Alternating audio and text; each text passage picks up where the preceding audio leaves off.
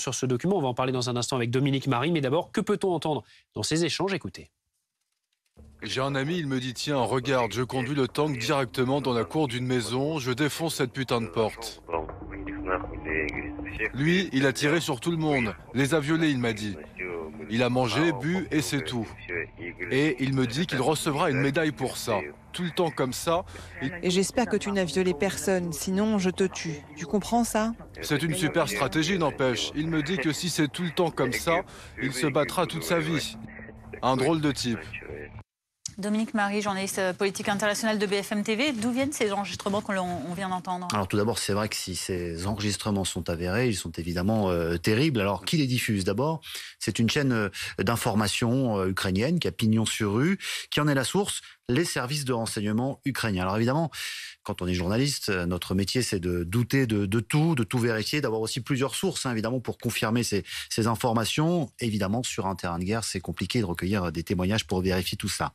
On doit évidemment être prudent également avec notre tropisme d'occidentaux, volontiers pro-ukrainiens, même si évidemment, notre honneur et notre métier, c'est de rester équilibrés et impartiaux vis-à-vis de tous les belligérants. Cela dit, il y a des éléments qui permettent peut-être d'accréditer ces allégations qui sont diffusées, ces crimes d'une rare sauvagerie qu'on entend.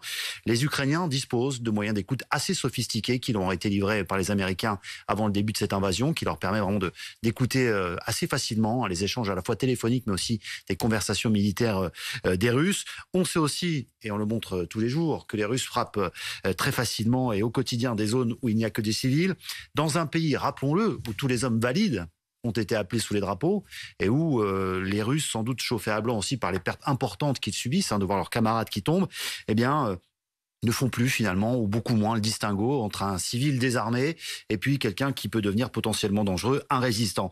Des témoignages, c'est vrai, ont également émergé depuis le début de ce conflit sur des viols. Il y a des députés ukrainiennes d'ailleurs qui sont allés rencontrer Boris Johnson il y a peu de temps pour évoquer tout ça devant lui, le Premier ministre britannique. Des ONG ont recueilli aussi un certain nombre de témoignages qui leur remontent. Ça n'a pas pu être vérifié, mais il y a ces témoignages, c'est vrai. Et on comprend que c'est difficile de vérifier. Je vous ai expliqué plus tôt pourquoi. En guerre, c'est compliqué. La guerre, finalement, sans victime, ça n'existe pas. Les frappes chirurgicales, c'est une fable, bien entendu. La guerre, c'est des sangs et de larmes, pour paraphraser Churchill. Et on sait aussi que lors des précédents conflits, je pense notamment à la Bosnie, je pense notamment au Rwanda, eh bien, il y a eu comme ça des atrocités, bien sûr, commises par les armées, des viols également. Il faudrait savoir, en fait, si ces atrocités qui sont dénoncées sont le fait de soldats ivres de barbarie ou bien s'il s'agit d'une politique vraiment de l'armée russe, auquel cas, évidemment, il y aurait enquête à mener pour le savoir. Parmi les victimes, il y a des enfants. Autre échange accablant qu'on voulait vous faire écouter également, qui mentionne la mort de ces enfants dans la bouche de ces militaires russes. Écoutez. Et là, on vous dit de viser la population civile? Mais on s'en fout, Léa, le commandant m'a donné le feu vert pour tirer. Il y a une trappe, il dit d'ouvrir la trappe et de tirer. Peu importe ce que disent leurs pancartes là-bas. Des enfants, pas des enfants. Tue-les tous, il dit. Hier, les gars sont allés au quartier général de la division et nous sommes allés dans les bois. Il y avait là un tas de cadavres en civil, avec des sacs sur la tête. C'était des Ukrainiens? Oui.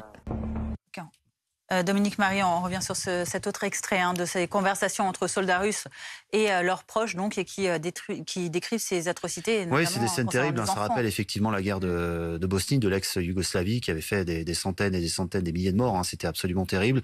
L'OTAN, d'ailleurs, vous en souvenez, avait fini par intervenir. Il y avait eu cette scène terrible d'un marché qui avait été bombardé, qui avait touché, je crois, il y avait eu 60 morts sur un marché de Sarajevo.